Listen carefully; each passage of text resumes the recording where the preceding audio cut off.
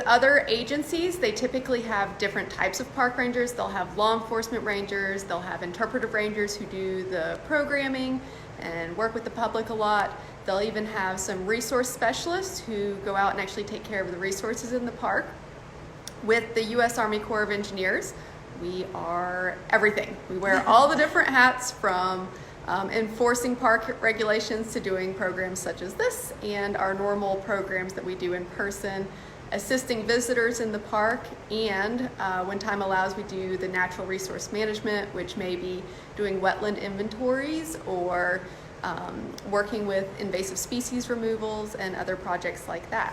We were working on our native pollinating beds that are out front of our visitor center yesterday.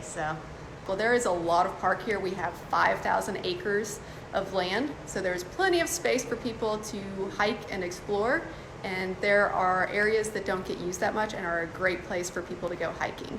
We have maps available for some of the trails outside of our visitor center that you can come by and pick up, and the state park has an awesome online system that details all their trails that are in the rest of the park.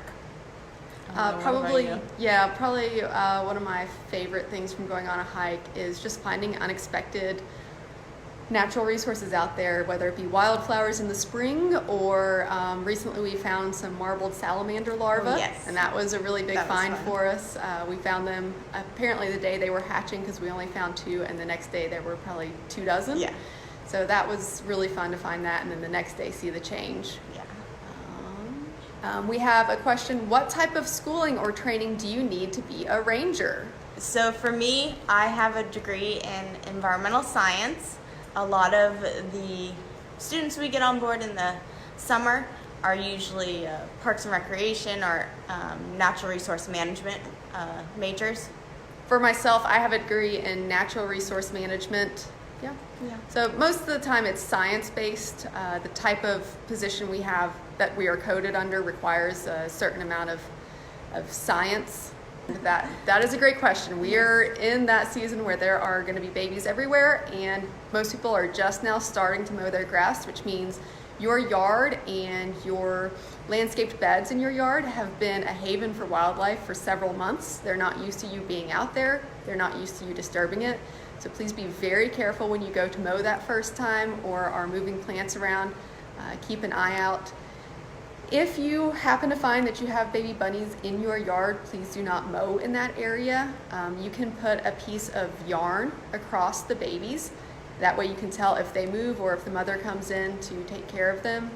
If you have concerns, the best thing to do is contact a wildlife rehabber, and we can post some information about that on our Facebook page. We actually talked about doing that as a post this morning.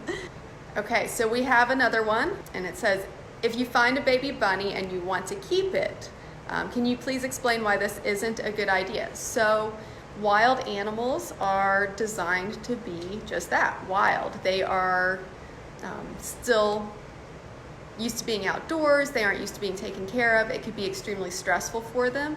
And when they're outside, they have everything they need. Their mother can take care of them, especially baby bunnies. They do nurse from their mothers, so they need their mothers for the first few weeks of life.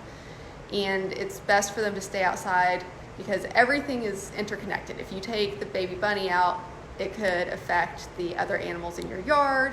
It could ultimately affect the rabbit population, whether that be good or bad. So it's best to just leave everything out there where it's supposed to be. Another question, were either of you a Girl Scout? So I am a lifetime member of Girl Scouts. I did go all the way through and earn my Girl Scout Gold Award, and I am currently a troop leader. And I know I have at least 2 of my Girl Scouts on here from my troop, so hi girls. I didn't go quite as far in Girl Scouts, but I was a part of Girl Scouts when I was younger. I made it to about 6th or 7th grade with my troop before it broke up, but I love working with Girl Scouts, and it's just a great program, so we love when they join us here. Partly because we wear so many hats, but this job is challenging and rewarding in the best of ways. Yeah, for me, some of the best parts, definitely working with the public. I know that some people think that is crazy, but I really do enjoy our visitors that come to the park.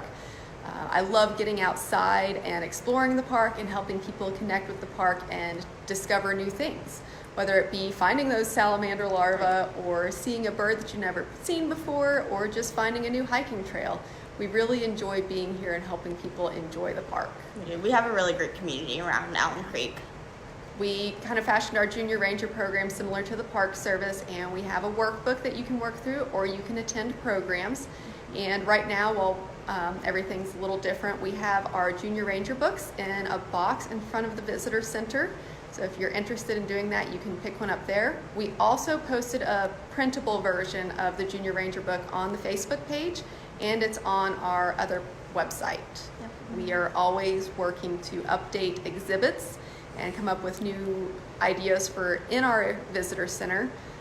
For those who haven't been here, there are activities for kids and adults alike in here, and we do have a small movie theater where we show different films about the local area and about nature.